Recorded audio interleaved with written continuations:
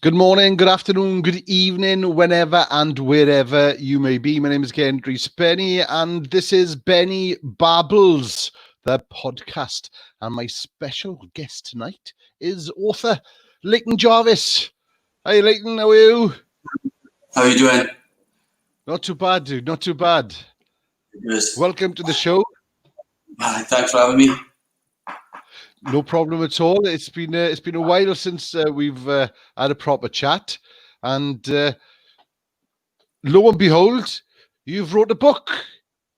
And what better reason to get you on? We can chat about your book, and then we can have a catch up as well at the same time. Just have a thing now. Everyone that's watching, I've known Leighton since we were both about that tall, probably, and we lived basically about 200 yards from each other growing up. And here we are today chatting many moons later. And so tell us a little bit about your book, Leighton. Yeah, basically I've been looking to spend my career looking at businesses and how they interact, well, internally mainly, and then how they pass problems on to customers, and looking at how we can make customer experience better and how the businesses improve their processes and their systems and the issues systems cause. And what we find lately is more and more customers are going online, and I wanted to write something to help local businesses so they can look at how they can use online to complement what they offer on the high street. Just looking at how to simplify customer processes so the customer doesn't get frustrated when they try to use their app or they go to their website and things like that. So just trying to make it seamless for these businesses so they can use online and offline the best they can. Yeah. All right. Yeah, so you thought to yourself, I know, I did right. Yeah, just write it all down and put it out there. So you said, when did the book actually go out? Sunday night it actually went out. This book, it put it up on Amazon and it went through a couple of days, and then it came out Sunday night, and it's currently free on Amazon Kindle until Friday, because I was able to do a special deal to kick it off. So they can get it from Amazon, basically? Yeah, basically from Amazon. You don't need a Kindle. Just as long as you've got an Amazon account and a browser, you can just download it and read it where and when you want. And it's only a short book. It's around 16,000 to 17,000 words. But it just gives you lots of examples of the things Netflix do well and some of the mistakes they've made in the past. I looked at some other companies like Nando's, Amazon, all the big players, what they do well, which we all can relate to, and then some of the mistakes they've made as well. So it's basically it's a go-to book to improve your online experience as a retailer, I suppose, or anyone really that sells online. Yeah. I suppose Amazon, Netflix is still a retailer. They just deal in films instead, don't they? Yes, any sort of startup or entrepreneur, anyone wants to build an app or a website where they've got an idea in their mind that they're going to do something for the customer. So they're trying to fix the customer's problem. If they think I can do that with an app or through a website, I can see them doing this, then just make sure when they build it in a way that the customer will use and it works for the customer. Yeah. Yeah, I think like sometimes a lot of businesses focus on what they want the customer to do, not what the customer really wants to do. So it's trying to make sure you get that balance right. Yeah, so I suppose getting a happy balance for both parties, so it makes it a much easier, working relationship for them both. Then. Yeah, basically, and a lot of the principles are things that have been around for years. They're based on lean manufacturing principles, where you take waste out of the process. Normally, that's focused on internal business processes, making life easier for people within the business. But applying them on the customer journeys makes it a lot easier then to work out what can go right and what can go wrong. Yeah.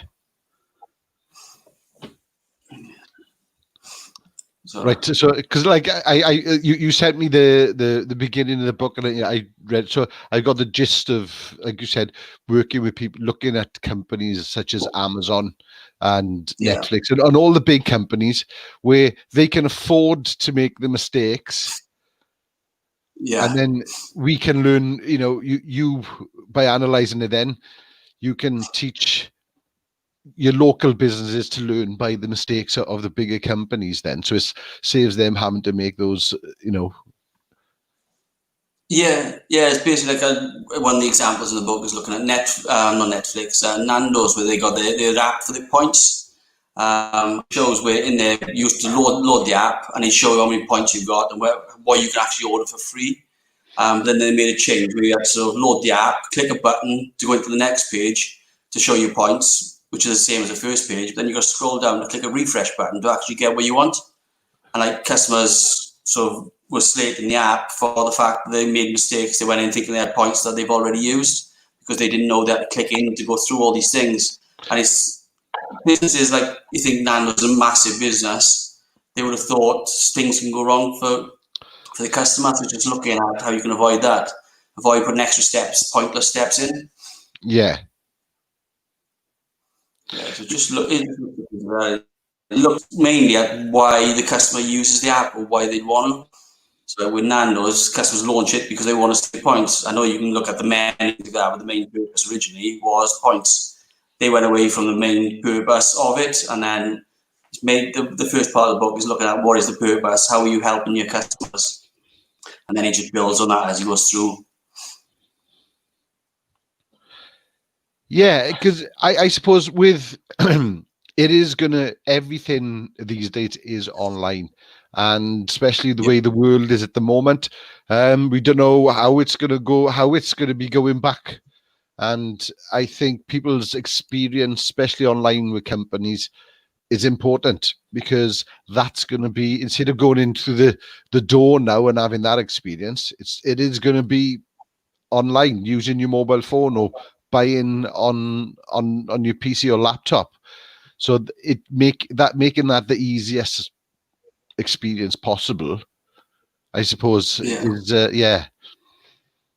because you don't want them to come on, because everyone's getting used to going online now, like you said, and everyone's trying to order deliveries coming in. We're not going out so much, so this is the way we can try to keep them coming, because you don't want to create an app that doesn't work or a website that is frustrating for your customer, because they'd come to you, go to find another one that works a lot easier, a lot less clicks, lots less information you need, or they tell you what you want.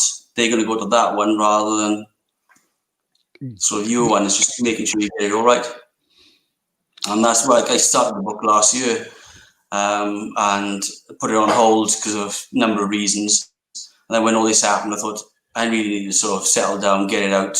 And that's why I put it free, just so people can start reading. Hopefully it helps someone. Yeah, and I know there are a lot of small businesses starting to look at going online, because obviously they can't do their business as they used to from the shop fronts. And so it's and you said it's a free download as well.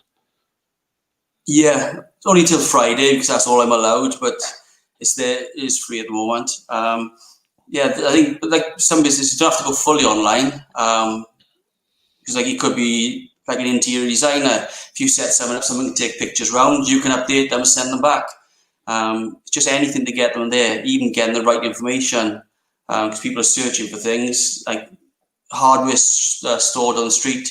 You don't know what they stock unless you go there. So if they got something there, they can go there instead of going to Amazon, because Amazon's next day. You can go there the same day. Yeah. Especially when non-essential shops are starting to open, getting the information there, people knowing what you have will make a big difference.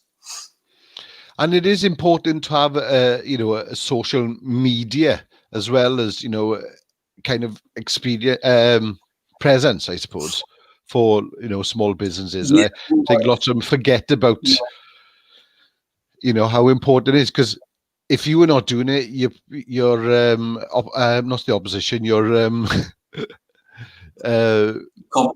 competition. Will.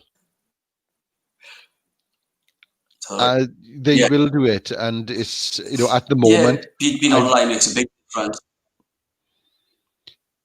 Yeah, I've spoken to a few people that have, have bitten the bullet, been talking about it for a long time, but this has forced them into doing it. And they've said, I wish I'd done it bloody ages ago, because, it's a revenue that's luckily keeping them afloat now. Yeah. Social media, massive thing, because people are on there all the time. And you get so many distractions and things like that. Just something passes by. Oh, he still does there. He does this. You don't forget. And I've seen people using social media to get orders, working things from home because they can't get to their local business, and they can still sell things and do things. I can see it's made a massive difference to a lot of businesses. Oh, definitely. And, it's trying to make it, it's not just posting, what you sell. It's being present as well, because you are up, I suppose, if people feel that they know you as a presence on your social media, they're more likely to buy from you because they feel like they know you.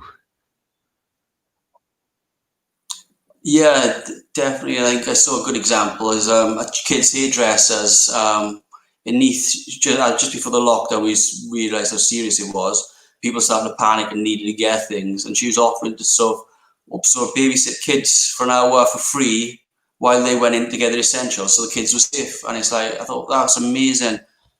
And it posts every now and then. She always gets lots of feedback. I think just being there for people makes a big difference.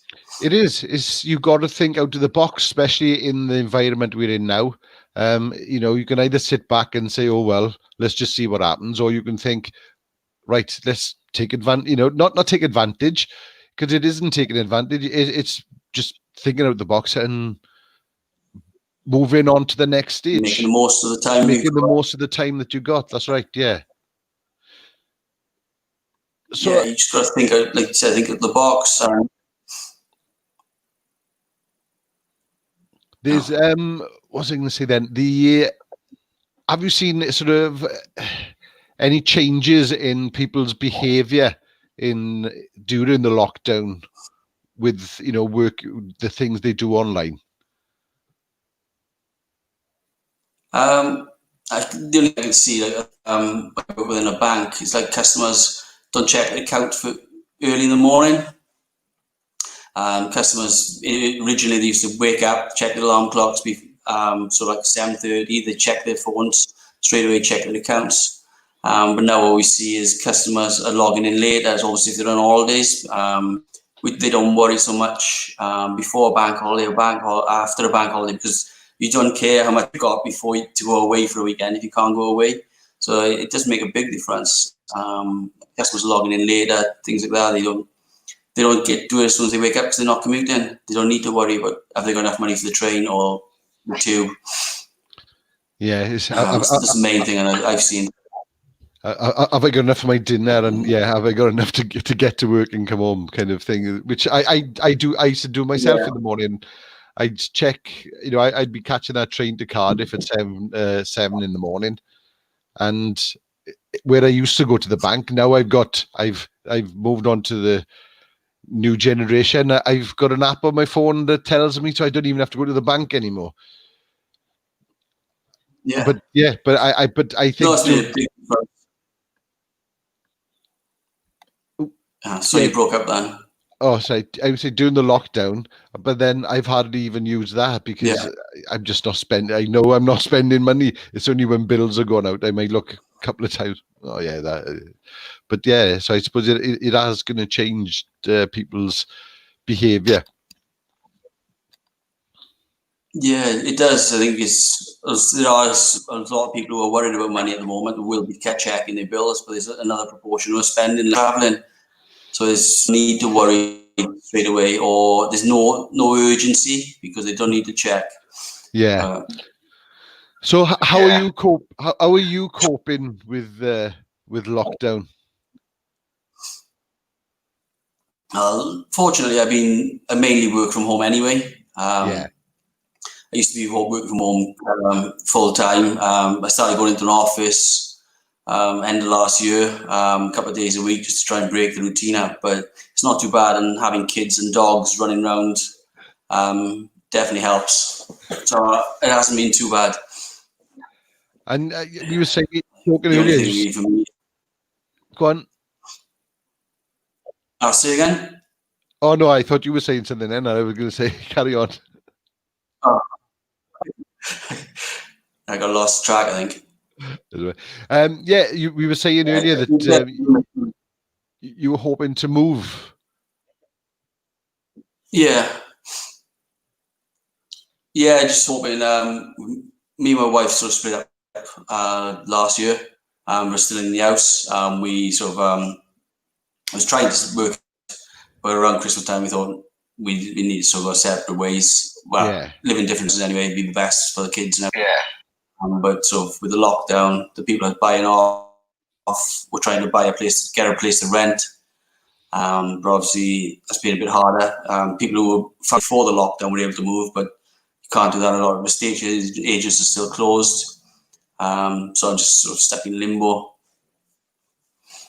Oh yeah, it's getting there. It's got its pros and cons. Oh yeah, we both went off. Well, luckily I am here at the moment.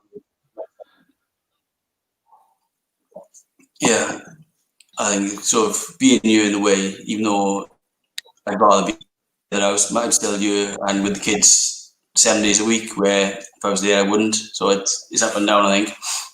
Yeah. How are you married? Because you're a bike rider as well. Are you missing going out on your bike? Yeah. I bet. Because but I haven't been able to use them that much. Yeah, I haven't been able to use my bikes that much lately. So the one in the passage and there's one outside. But I'm definitely going to get them MOT'd and up and running as soon as I can. Yeah, I haven't. I haven't had a bike in a number of years now. But for a bike and not being able to go this new five you can go 5 miles 10 miles back and forth, but 5 miles doesn't take long, does it? No, it doesn't, and it's a bit of if you're in Cardiff, I suppose that works, but when you live in the valleys, 5 miles isn't really that far. It's, you know what I mean, it's valleys are quite spread out in odd pockets, and they can it's how are they going to police that one? I remember I don't know. Yeah, I remember I had my license first, and I thought I got to spend the day now. I got the break and on the bike and have a cup of tea or whatever and lunch and back. But I was up there and back in like an hour and a half, 2 hours, and think, what am I going to do with the rest of the day? It's just so easy to get it in the mountains. That's not with mental speeds or anything, but that's just the way it is on a bike. It is, yeah. It's you don't really realize. It's a little bit different to being in a car. You got that, but when you're on a bike, you're in the now, you're in the moment, and you lose that time, and you think, oh, and you look, oh, hang on a minute, I've only been, how quick did I get? Yeah, and it's not even about going, too fast either. Yeah, no, I was never a speedster. I just like to enjoy the ride. But it is like where we live. It's so easy to get to like the city, the mountains, the beach. And it's all so close, which I think we're very fortunate for. Yeah, because I suppose we're Neath you are? Yeah, I am now. Yeah, so you got the M4 there and straight down in the you've got mind you, even the Valley's Aberdeen. So again, we can either go to Cardiff, Swansea, either way, or if we go over the mountain, we in Porthcawl and Barry by Cardiff, and then you go Swansea. I like living in the valleys. It's I'm not a city man myself.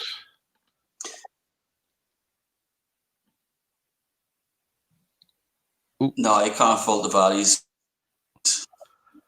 Yeah, no, it's just the valleys are great, and they were great for getting into the mountains and to Brecon.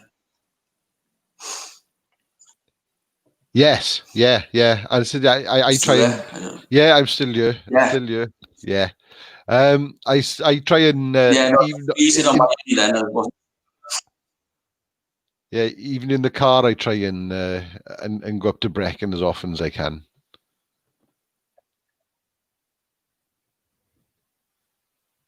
Yeah, I've been up for a while, but yeah, definitely, it's one of those things like everything. We need to make more of it when we're allowed. Yes, yeah. It's made me aware of what I got around me. That you take for granted, really. But when you're not allowed to do things, it makes you realize what the valleys have got, really, and what it got to offer. We got live in beautiful countryside, and and it gives you the option to have a stop and look. Yeah, we live in quite a beautiful place. We mourn about it when we're in and out and not really looking at it. Yeah. So, are you looking forward? Yeah, and I've always said to people where we grew up.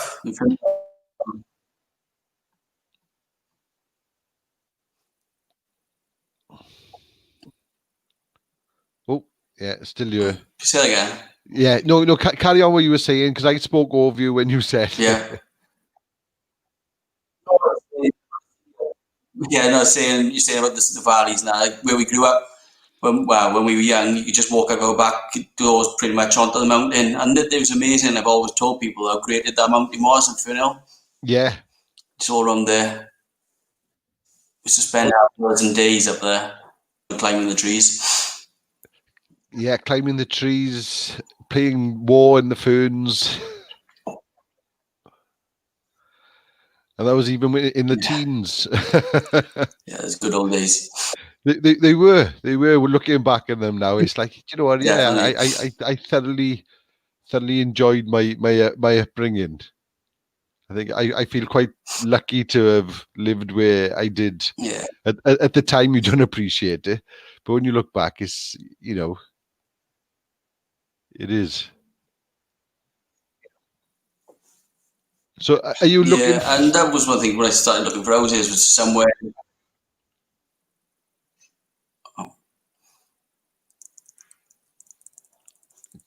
Oh, go on, carry on. I don't know. Yeah, no, same. When I was looking for somewhere to live, I was looking for somewhere that was resemble something like that, because at the moment we're on the main road. My son's friends and my daughter's friends are all over the place. I would like something else, like almost like a cul-de-sac where there could be a community spirit. Yeah. Because at the moment they don't see their friends really. Unless they're in school. I thought something like that would be great, but unfortunately couldn't really find anything. But I thought that would be great because I value what we had. Yeah, and it is important. Like I said, the freedom that we had, that we could go out and we'd be up the mountain and we could still hear our parents shout to us to say that the dinner was ready, and we still hear them. And and we didn't have mobile phones, so they could check where we were or anything like that. It was just the trust of go out and play with your friends, and we'll see you in about 6 hours when you come back. Oh yeah, I know. I remember having rows going down Peace Park when I was actually up the Aberdeen Country Park, because I thought that was an easier route to have when I went to look across the road. Yeah, we've all done that one. And and it is, looking back at it now. At the time it was, they were different times altogether, but the kids these days, I feel quite sorry for not being able to have that freedom that we had. Yeah, I totally agree. It's like, now we worry if they go down the shops, if they go into town, who they're with, and it's everything online. There is a risk, and that's the trouble. Yeah, Like my daughter wanted to download an app the other day, or there's a website, and he was when I launched, they said, "There are predators on this website. Be careful." I was like, "No, you're not going on there." She wasn't happy, but yeah, it's not. Yeah, it's yeah. So you think keeping them indoors is a safe thing to do, but then but they're on the internet then, and it's probably more dangerous on there than it is outside. It can be, because at least outside they know who they're speaking to. So Exactly. it's a balance. You just got to make sure they're aware when they're outside.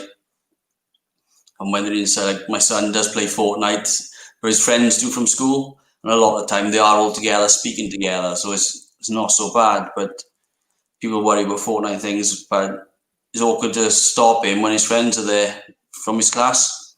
Yeah. Yeah, it's just finding that happy balance, really, isn't it? Yeah, definitely. And just keeping them aware. They've got to know the truth and the realities of things, and make sure they're honest with you. So obviously, if anyone says this and they tell you or threaten you, anything like that, you tell us straight away, because it is a lie, and we'll sort it out. It is, and it is the best thing for them, is if they can be honest with you, and if you were willing to give them that little bit of trust and say, look, yeah, I'm going to let you do this, but you got to, if anything ever happens, you've got to tell us. Yeah. Because keeping them away from it isn't protecting them, because they're not learning either. Yeah, exactly. Because when someone does start talking to them or start thing, if they're not used to it, they might think, "Oh, that's really nice. I trust them." So, like you said, they got to get used to it and so be aware. Yeah, I think it's something they should be looking at in schools as well. Teaching, they teach them obviously technology and things like that, but it's how to use it properly and how to be aware of, it's something that I think they should look at in schools, because it is going to be a huge part of their lives. Yeah, well, yeah. With most kids now are grown up. Most kids have a tablet at like 2 or 3, and all they do is game and play, watch Netflix. So their reality is going to be online as they grow up. It's going to be the first place they go. Schools should do it. Like I know, like there's various things banks and things do as well. They go out to schools and teach them. That's only based on volunteers doing it. But that doesn't reach every kid. So there's definitely a lot of focus needs to be done. Yeah, because it's again for even the bullying for them.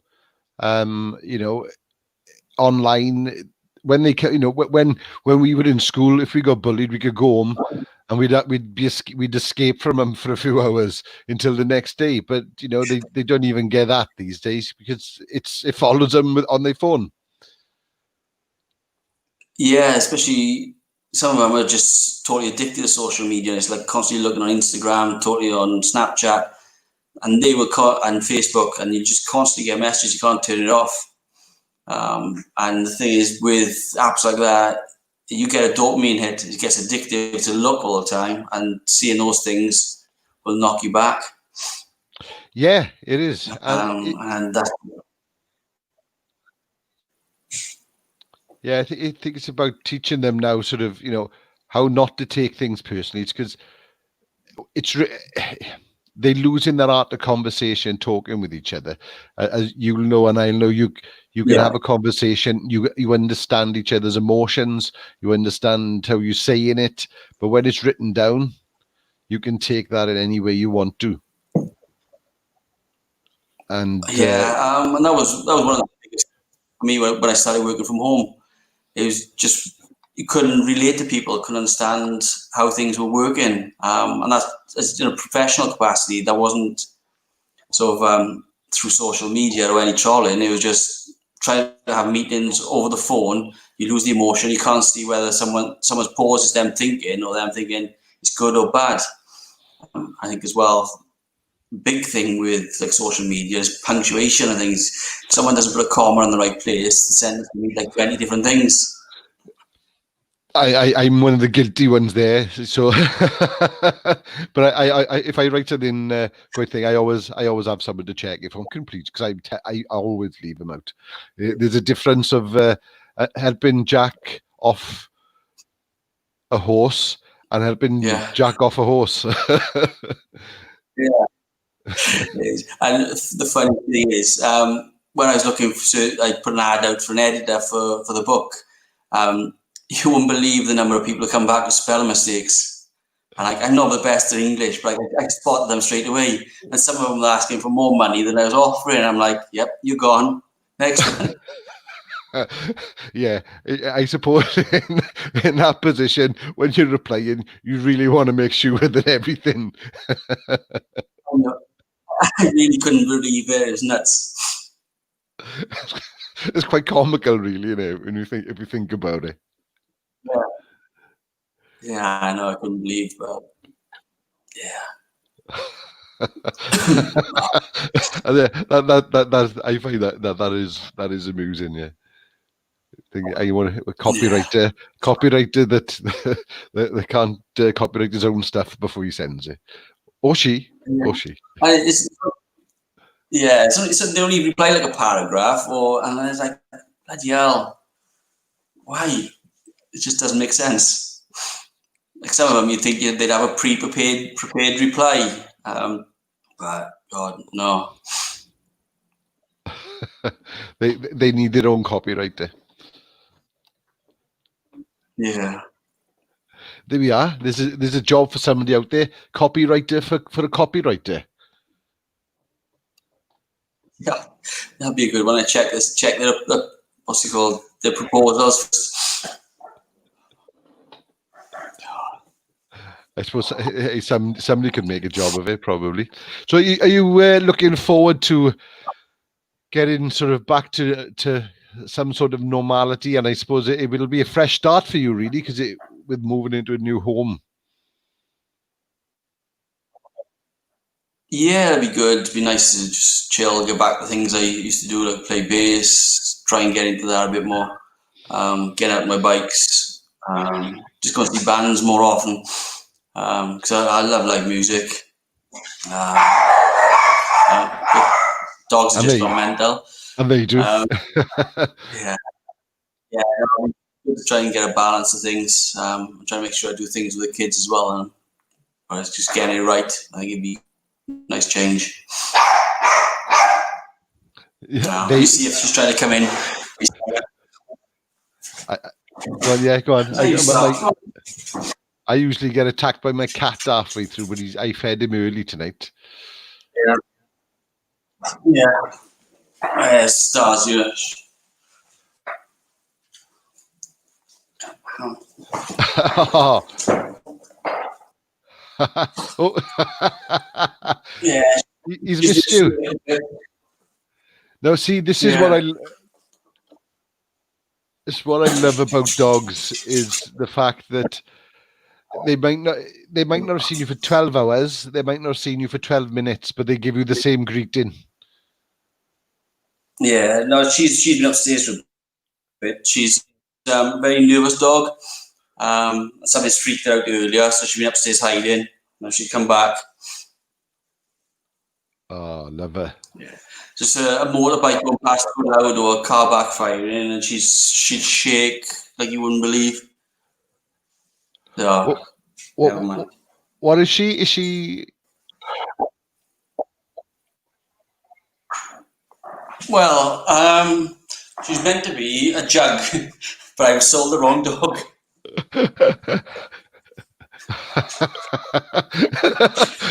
It's like Bob Carriage's and Spit the Dog, then.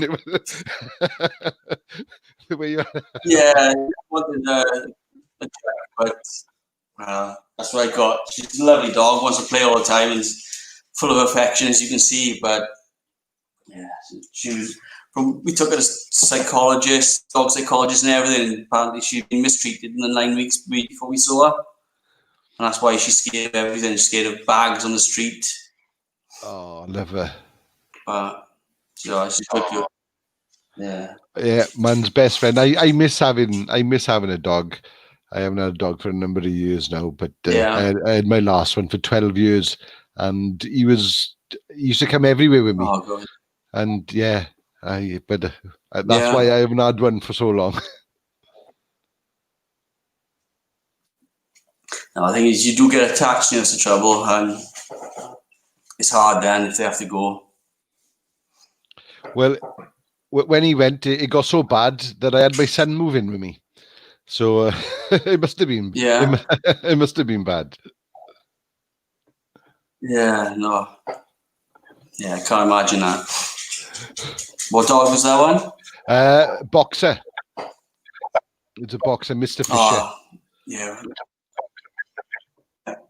I had boxers when I was in Fernhill.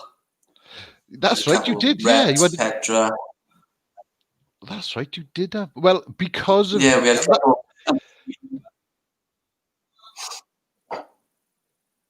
Yeah, it was because of you with dogs that I fell in love with boxers. And when you said that, that's the first time that it made sense to me of why I've always loved boxers, is because you used to have them. Yeah. That's mad. Yeah. Back in those days, they could run free with us as well. So when we were out on the bikes, they would run up and down the street. Yeah, just chasing us. But like now, we got to keep them on leads. Yeah. Well, I've just realised I've had to move around in everything here, and it's just quite morbid, really. But this is Mr. Fisher. Is that his ashes? That's his ashes. Yeah. Hey. On the side of my desk. Yeah. So, but still, it's been at least coming up to 8 years, and I still got. I couldn't. It's still that sentiment. Mad. It's crazy. And animals. I could never understand how people can be cruel to them. I really don't understand, because they're as sentient as us, and it's cruel, so cruel. Yeah, I think the trouble is they're probably more loyal than us as well. So if you're cruel to them, they'll still love you anyway, which doesn't help them. No, exactly. When they say it is man's best friend, you're right. I see. Well, you see it. People are cruel to their animals, but yet they'll still always go back to them. Yeah, and whether it's because that the food's coming from or what it is, but it must be scary for them. I'm quite lucky. My girlfriend's got 2 dogs, so it saves me having to have one now. I just keep the cat who bites me, and I can go and see your dogs, and because as soon as I walk in, it's all they do. They both just jump on me. Yeah, that's nice. They're really affectionate dogs there. Yeah, they're little dogs. Cockapoos. So they're not little, but they're not huge either. But having the 2 of them, when you sit down on the sofa and they both jump on top of you, it's it's fun. Let's put it that way. Yeah, that's only little, but like her jumping on my lap and up my neck, my face, that's hard going just on itself. Yeah. Luckily, you got PJ sat next to me. He's quiet. He keeps putting his chin on my lap. He wanted attention. Oh, see, now that would have been Mr. Fisher. He would just sit by you, and he's like, as long as I'm touching him or he's touching me, that he'd be happy. Yeah, PJ's a bit like that. He's quite independent. He goes and sit on his own, but when he wants to, he just come up and just put his chin on my lap and just look at me as if I want some attention, or he'll give me a little bark and say, "I'm here, quick," which is a pain when I'm working or doing a conference call. Conference call, yeah. He's got to move my chair over to the bed and give him a little tickle, and keeping quiet. They got their own little quirks as well. That's what I like about him. It's just, in fact, I prefer dogs to humans sometimes, because you can talk to them even if they disagree with you. They just don't tell you. No, that's a good point. Yeah, and they're all different as well, aren't they? All dogs, different personalities. Yeah. I said over the years, I've had every dog I've had has had its own quirks and personalities. Yeah. Most of the dogs, like PJ said, was nice and cozy. Star, she knew that she could tell the day of the week it was. Knowing the clap for NHS at 8 o'clock on a Thursday, she knew before it was happening that it was going to happen. Start hiding. Every Thursday or 7:30, she started looking for somewhere to hide because she knew people would start clapping and fireworks would go off, which is unbelievable. There's only that one day of the week she'd prepare for it. It's crazy, isn't it? It is, but they are. We forget that they are really intelligent animals. It's I don't know if I could the blind dogs and the ones that help around the house and things like that. It's unbelievable. Yeah, they sense things, they know things. Like if it was like a normal sort of routine where we were in lockdown, and she'd be able to work things out. Every day seems to flow. I don't know how she works out that it's a Thursday at 8 o'clock. Because like normally she know we go to school and things like that. It's just like, for me, every day's blurring into one. And if I didn't have work, then I wouldn't know where I was. But she knows. She knew, yeah. She would. You see her start looking around. She'd hide in. I put one of my old on my desk, spray with pheromones, and things like that. Just keep it there for when she does. But on Thursday, she was just going there ready. That's mad. That is mad. That is mad. That's why I love animals. It's just we don't give them enough credit, mind you. Yeah. I think human. I wrote a thing quite a while ago for one of my blogs, and saying about my cat, talking about my cat and my son, comparing them with each other, and it's sort of who's the one that really rules out, because he comes in, I feed them both, but the cat gives me more thanks. Yeah. But it's who's got it right, the animals or us, because they live in the now constantly. He doesn't need to come home for. Yeah, we got a as well, so we feed it. I mean, it goes to our neighbours. We've got a bed and breakfast next door. It's closed down at the moment. They used to go in there for fried breakfast morning, but now that's closed. They go into another neighbour 2 doors down, and they like, oh, if you ever wonder where your cat is, it's here. We're feeding him, so he's all fine. He comes here and goes there.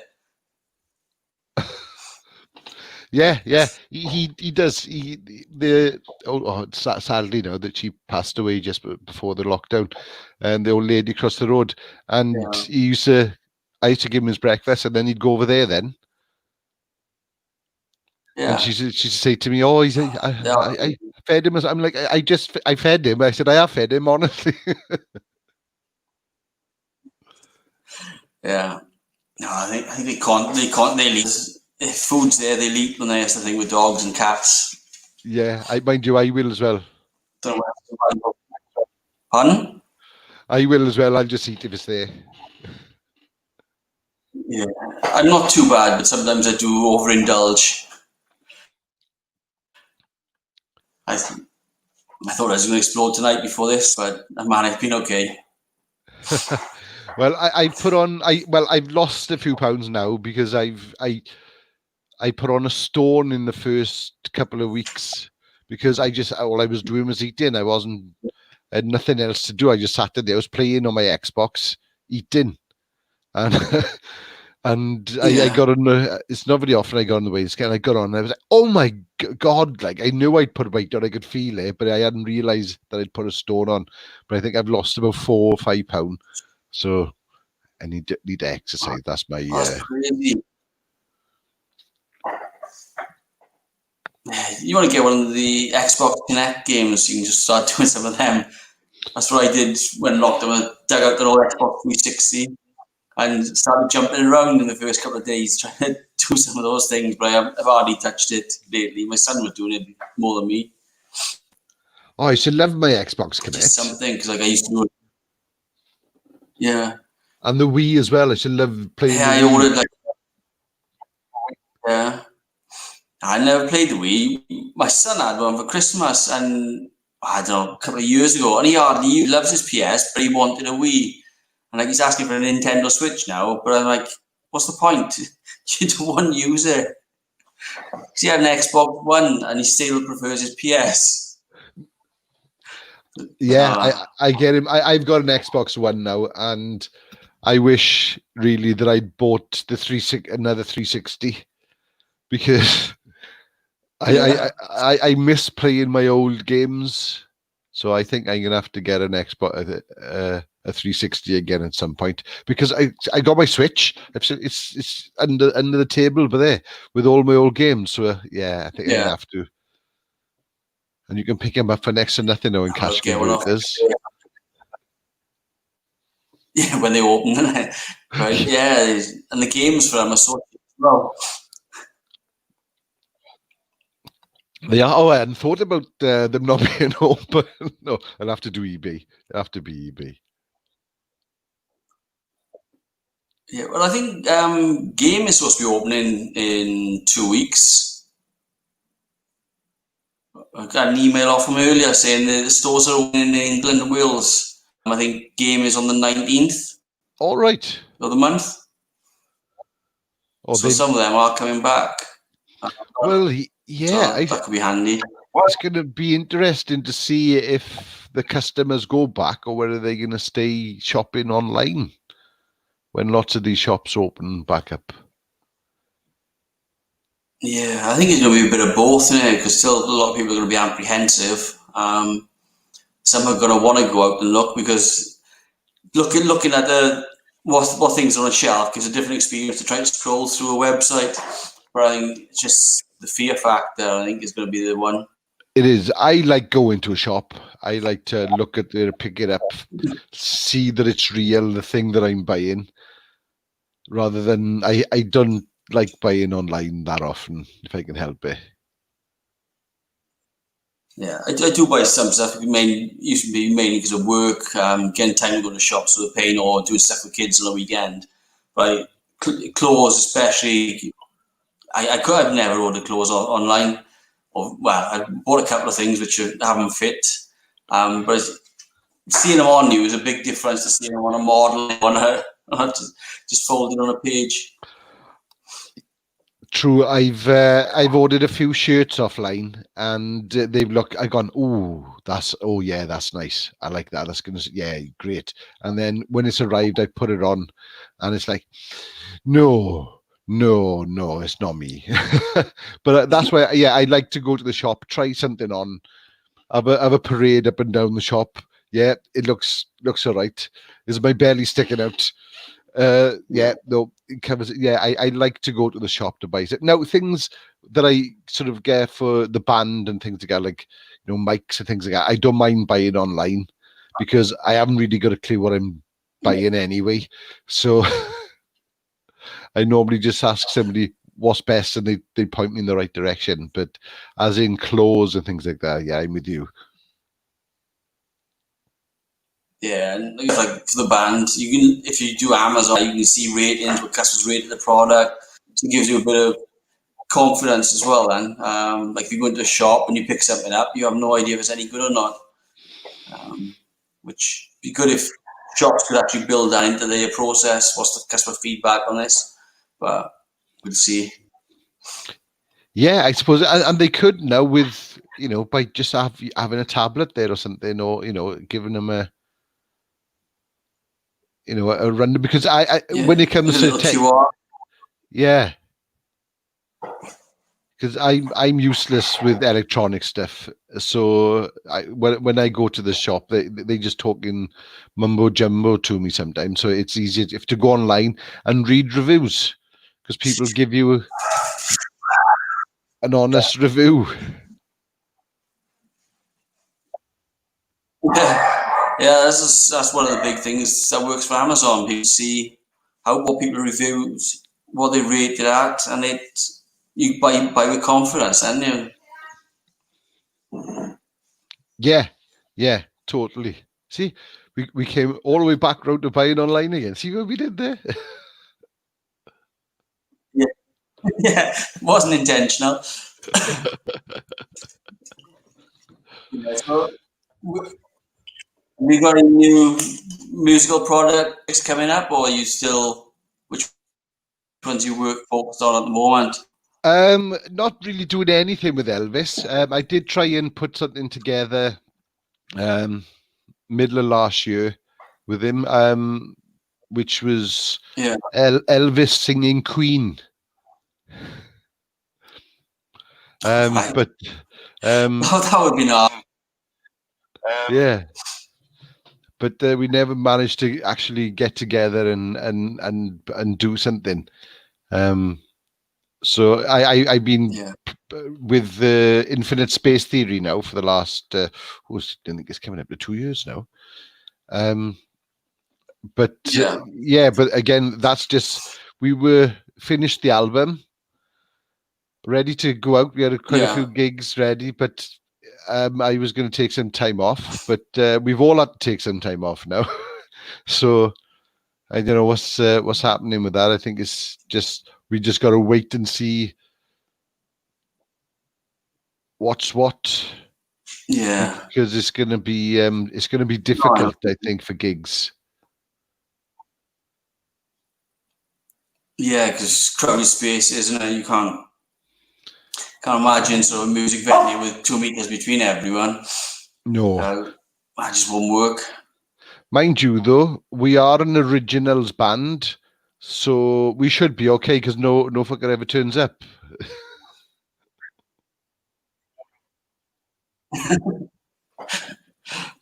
doubt that. I'm sure you've got a good following.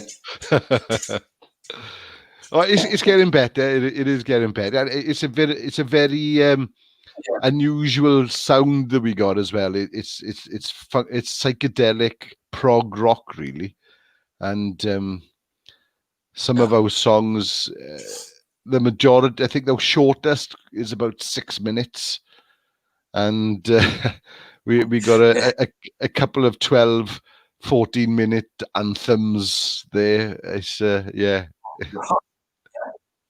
good. Are you Spotify or anything? Yes, sir. Are you on Spotify or just YouTube or things like that? We're on Bandcamp at the moment. Bandcamp. Yeah, we were looking at going on Spotify, but I think with everything that's happened with thing, I don't know what they decided to do, because I said I was taking a few months off and to try and launch business, and but we've all had to take it now. So I think it's just everyone's having a relax, and we'll decide when we get back together what the next plan is. But we should try and get it on Spotify or something. I've even got Elvis on Spotify. Oh, I did have Elvis on Spotify. Yeah, I remember buying a couple of your singles, Cross-Dressing and the Christmas song. Yeah. It's Christmas and Cross-Dressing.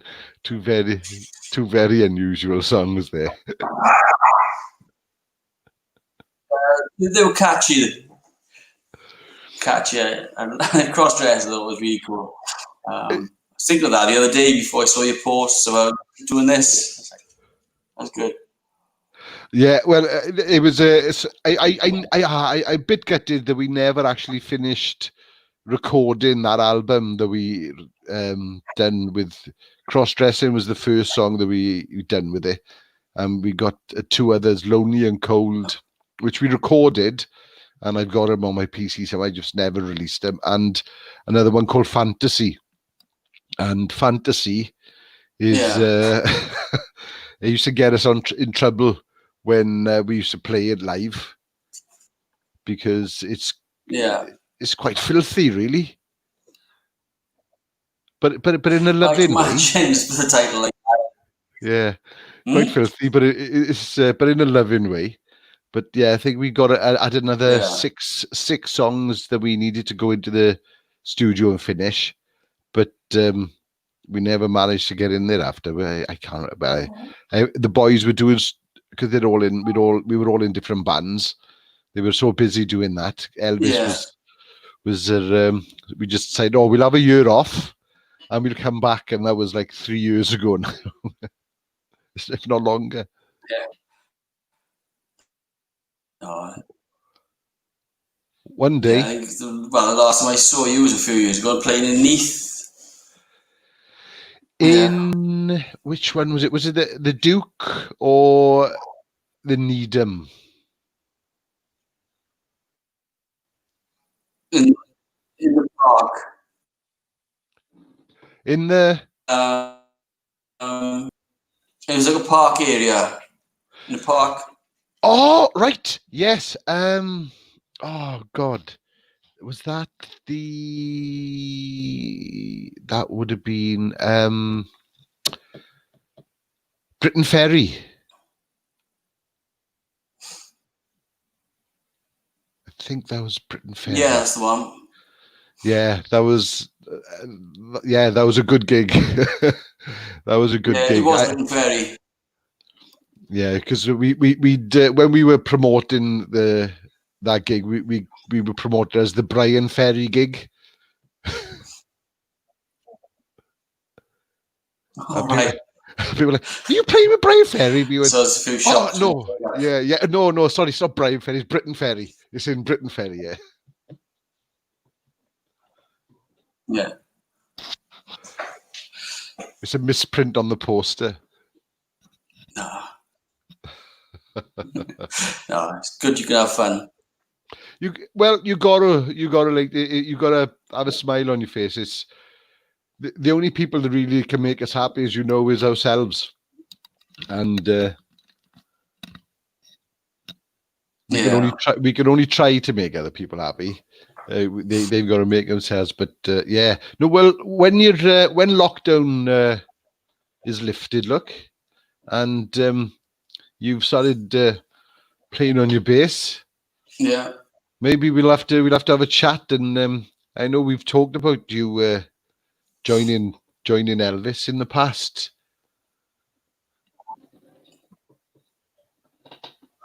Yeah, it's the quickest I learned songs in my life, and then the original bass player came back. I think. Yeah, I remember. It was, yeah.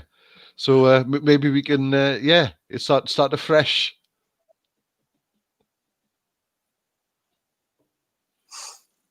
Yeah, it'd be good. I need to get back into it. I love playing, but at the moment it's so rusty. It's awful. Same year. I can't remember the last time I've sung, really, and I miss it. I really, really miss singing. Yeah. And my son doesn't appreciate my singing. I did some singing last year.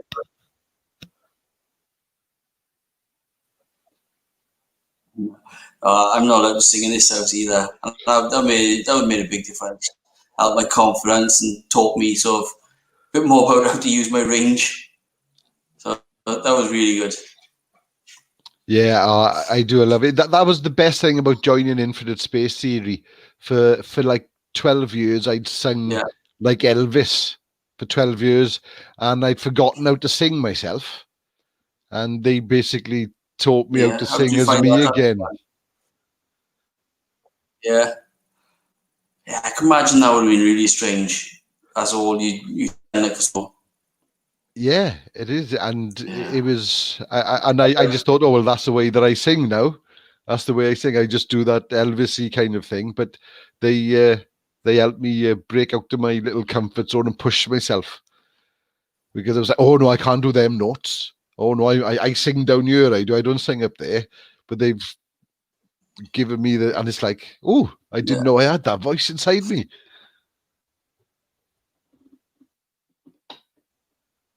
Yeah, that must be a good feeling. It has been. It has been. Yeah. Well, once all this is done now, dude. It is good. Doing something like that. Yeah. We'll have to. You'll have to come to the studio. When my son's moving out now in a couple of months. Oh, my lamp. He's moving out in a couple of months, so I'm going to move my little podcast thing into his room, and I'm going to make it look nice, so I can have guests come to the studio instead of having to do it online. Yeah. So we'll have to have you up and have you on again, and we can have a proper chat without that. Without having to go like this every couple of minutes. Without the buffering. Yeah.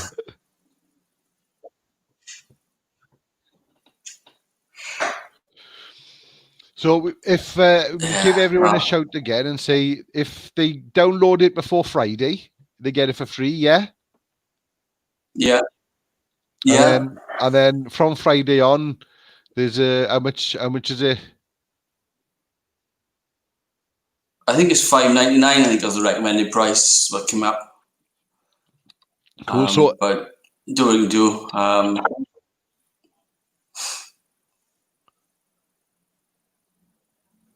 Sorry, buffering. Right. Okay. Well, at that buffering note, we'll call it a day, and we'll have a better one when everything's lifted a bit. Thanks so much for coming on, Leighton. It's been great catching up with you, and we'll speak to you soon. And again, thanks for everyone that's tuned in. Lockdown getting you, yeah, it is. Press subscribe, and we'll. Right, thanks. See you soon. All right, take care, buddy. Bye, everyone. Bye.